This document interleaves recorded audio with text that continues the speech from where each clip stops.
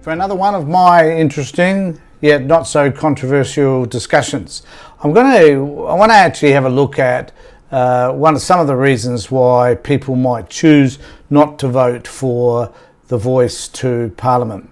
Now, I have very strong views around the recognition of Indigenous, First Nation, Aboriginal people in this particular country, and I believe that it is the right thing to do to recognise them constitutionally, and that we should do whatever we can to ensure that that happens. However, I'm also interested in those people that sit on the other side of the fence, those people who decide, for whatever reason, that the no vote is the only way to go.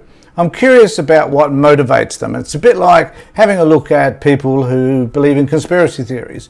Why do they believe that? I'm not discrediting them for necessarily having those sorts of beliefs. I don't discredit those people who want to vote no to the voice either, or discredit them in any particular way. However, I'm interested in what they think, why they think the way that they do, and whether or not, to me, it seems to be logical. So I'm going to put forward a few assumptions about why it is that I think that these people will think the way that they do about these particular types of issues. So, in order to do so, I'm going to have a look at an article that is in the Australian that actually refers to the voice, and I'll just highlight a little bit about the article for you. So the title of the article is actually Why the Indigenous Voice is a Bad Idea on So Many Levels. This is by Gary Johns. Don't know the dude, don't really care. However, I care enough to be able to consider what he is putting up here and whether or not it has any particular value. So just bear with me for a second while I just straighten something out there. There we go. Right. So in this particular article, he talks about, and I'll just bring it up for you. In his victory speech on May last year, Anthony Albanese said, "I commit to the Uluru Statement from the heart in full. There are three parts of this commitment: voice, treaty, and truth. The Australian electorate must understand that a vote for the voice is a vote for voice, treaty, and truth." Now, I don't see anything wrong with necessarily the notion that we're going to vote for a voice so that these people Indigenous people can have a say in what's happening in their world, what's impacting them, the decisions that come out of Parliament, that the legislation that's put forward that can influence and control their lives. They haven't had all that much say. There's a few failures. We've had ADSIC in the past, which was an abysmal failure. We've got heaps and heaps of Aboriginal organisations around the country and who don't necessarily represent Indigenous voices on the whole, and that they don't necessarily have the same flow of information into Parliament as what Indigenous people generally would like. And you must remember that they spent 5 years working out the statement at Uluru to decide what that should look like. And even though this guy is critical where they say there's only 250 people that made this statement, whereas the Indigenous community, or some in the Indigenous community, say they're up to nearly 1,500 people who were involved in this process. I don't know. I can't comment about that. However, this is what he has to say. So he goes on to say, recognise a better way, like most Australians, has a deep sympathy for Aboriginal and Torres Strait Island people. We understand the desire for recognition and for help for those who are in need. Our concern is that the Prime Minister's proposal is set out in the Uluru Statement make the form of recognition far too political and do not address need. Now, this particular argument is the core argument that is put forward by the no people all the time. The argument is that there has always been consultation, and I don't think anyone could necessarily disagree with that. There's always been, as I said, organisations that have represented Indigenous people who have always fed their stories back to politicians, I think. But I think the thing about and the other thing that annoys me is that we have people at Sky News, Andrew Bolt in particular, who will say that this is a third wing of the Australian Parliament, so the Senate, the House of Representatives, and now there'll be this voice. That's a complete lie, and demonstrates the man has no understanding as to really what this is all about. So anything he says following that is a load of bullshit. So the voice is an opportunity for Indigenous people to get together from right across Australia, formulate this one body who will advise the Parliament about legislation that impacts them. And I don't think that necessarily means either that the government of the day has to say, yes, we're going to do what you're advising. They can take completely other tack than just that. And I don't think necessarily it means that specific things that they desire are going to pass. So it's open-ended. There is a lot, I guess, that we don't know.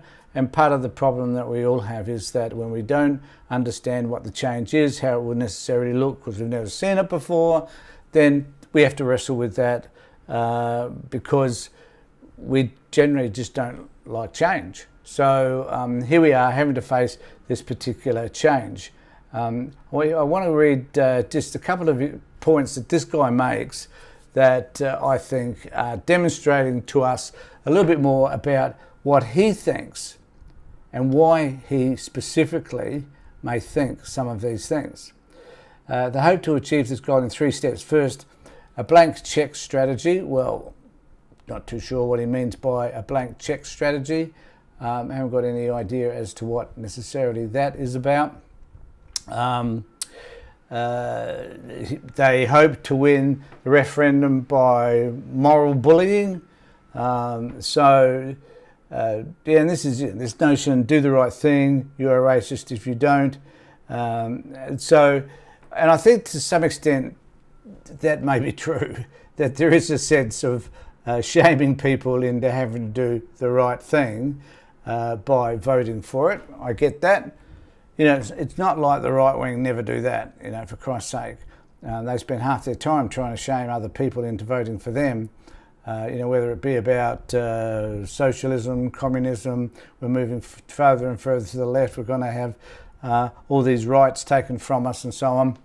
And the other argument is read the Karma Langdon report if you want to know how the voice would work. Well, you know, who's read that? I've had a glance, I hasten to add. Second, follow a successful yes vote there. Aboriginal leadership would demand the strongest possible powers. No, they won't. They'll just have whatever. They won't have any powers apart from offering suggestions about legislation that's going forward. With a powerful voice drowning out opposition and huge public resources, Stage 3 would follow with the full promise of the Uluru Statement, a Makarrata Commission for a treaty, truth-telling and an Aboriginal history. Now, in terms of treaty, I think that my view is that perhaps treaty is a good idea. It's about time that New Zealand does it with regard to the Maoris. I don't think it's all that successful, I hasten to add, and I think Maoris would probably agree with us on that. So what would a treaty look like? It's acknowledging that this was their land. That's basically it. And I guess there were certain rights that they would have, just like in Mabo. And Mabo, to some extent, I guess, was a form of a treaty, but not necessarily a treaty as what those people who require one or would like one would actually look like. And truth-telling about Aboriginal history. Well, Aboriginal history goes back, 40, 60,000 years, and there's a lot of records made about what their history looks like. Not necessarily as we would see that sort of history, but nevertheless through storytelling and truth-telling. And also there's the history that sits around the invasion and what we did, what white people did, what a lot of your forefathers did, in fact, to Indigenous people that had caused them to be one of the most disadvantaged Indigenous people in the world. So that history needs to be told. He goes on to say, the reason for the Prime Minister's reluctance to explain his model is that it is not a simple plea of recognition. It is a step towards a new distribution of political power in Australia. And here we're getting to it. because what he said was that this new distribution of power is an indicator that this particular dude believes that he, who's a white man, will lose any sense of power that he believes he has. And this is the problem. The problem is that there's a whole host of people, and it also includes those Indigenous people who disagree with this process, because they may lose recognition and power not just within their community but within the white community, particularly those who are politicians and leaders of the Indigenous community, or see themselves as leaders of the Indigenous community. They also will lose power if this particular voice goes ahead. So how people perceive power, the fact that they might lose their power, is going to be important for them in terms of the decisions that they make about voting against the voice. So it's in their best interest often to vote against the voice as a result of that. Its effect is to establish a shadow government.